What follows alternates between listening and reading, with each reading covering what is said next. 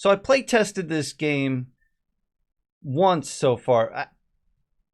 I'm making a new card game. Sorry about that. Back to the show. And the playtest went really well. The people that playtested it immediately wanted to play it again. But we didn't have time, so we didn't get around to it. But I will playtest it more. However, and I don't have a name for this game yet. It's got 80 cards in a deck. You just buy a deck of 80 cards and then you play the game. Think of the Uno rules. You want to get rid of your entire hand. Now, it doesn't have as many rules as Uno, but the game so far, placeholder name called Things. And here's the idea, the concept. And I can't show you every card. There's 80 of them. I don't have that much time. But I just drew a card. Top card is Log. So Log. Log is a thing. Log rolls downstairs. Rolls over your neighbor's dog. Log, log, log. So you have a log. It's a thing. And you have this in your hand. And you want to play it. So you play Log.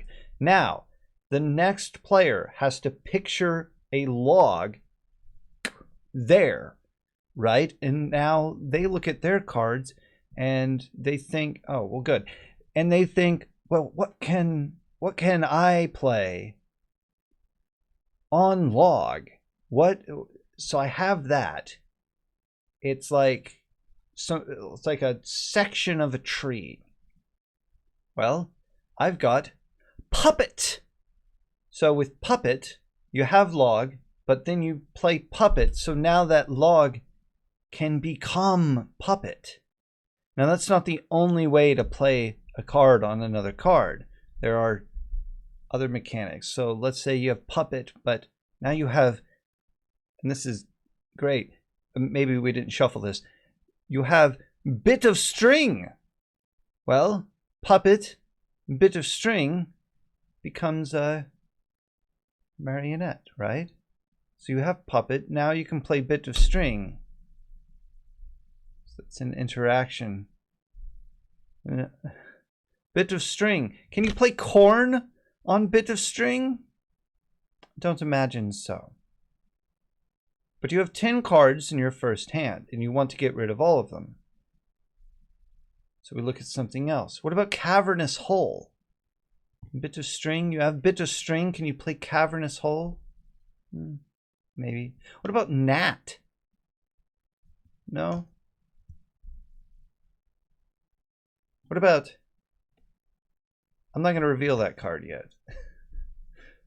What about Gun? Can you play Gun on Bit of String? You might be able to play Bit of String on Gun to create a trap, but not the other way around. But Oak Tree. Bit of String and then Oak Tree. I don't think Bit of String becomes Oak Tree in any way, or...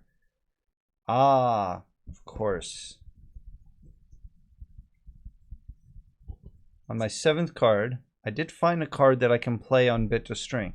There are some cards like this. Some cards that can be played on almost anything. But be wise with how you play these cards, because maybe you need this card to be played on something else later. Maybe you have a card that you can't really think of much versatility for. So you have a card like this and you think, no, not yet. What if there's something that this is the only thing that I can play this on? And this card is a character card. So for most of the cards, most of the 80 cards, there are things. Things you might see in nature, things man-made. And there are animals and creatures, things like gnats and dog. A log rolls over dog. Anyway, but then you also have character cards. They're not specific people, they're just archetypes of people. And this one, you have Bit of String, but you can also play some Donkus. Yes, that's right. Some Donkus will entertain themselves with Bit of String. Now that's sort of a back and forth one as well. Because you can play Bit of String on some donkus to entertain some donkus. But the idea here is that donkus is going to ruin String. Because he's a donkus. Or he may accessorize with String, going one way or the other. Sometimes it's not encouraged to play something that is affected by the previous thing rather than affecting the previous thing. But it can happen in some cases. So, you have 10 cards. You can't play anything. Your imagination will not draw anything, and you don't want to risk a player calling you out. Draw a card out of the deck.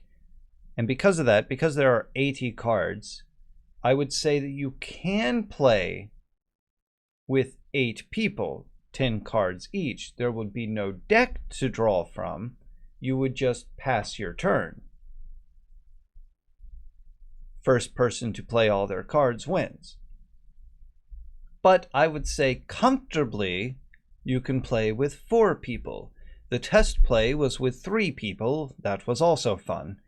And I would believe that it is also acceptable to play with 2 people.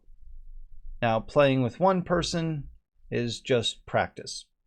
I think that you could do it. You could draw a card from the deck, put it on the table, and try to play on that card. If you can't play on that card, draw a new card from the deck and put it on that table. See how many turns it takes you to get rid of your entire hand.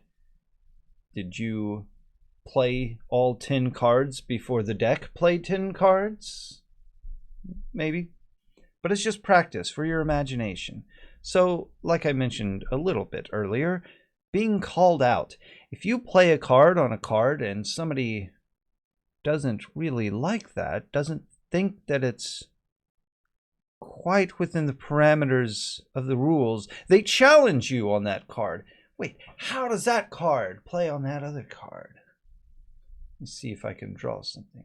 So I have here house cat. Not any cat. A house cat. Could be a lot of cats, but it's not a large cat. And it's not a wild cat. It's a house cat. And then I have bucket.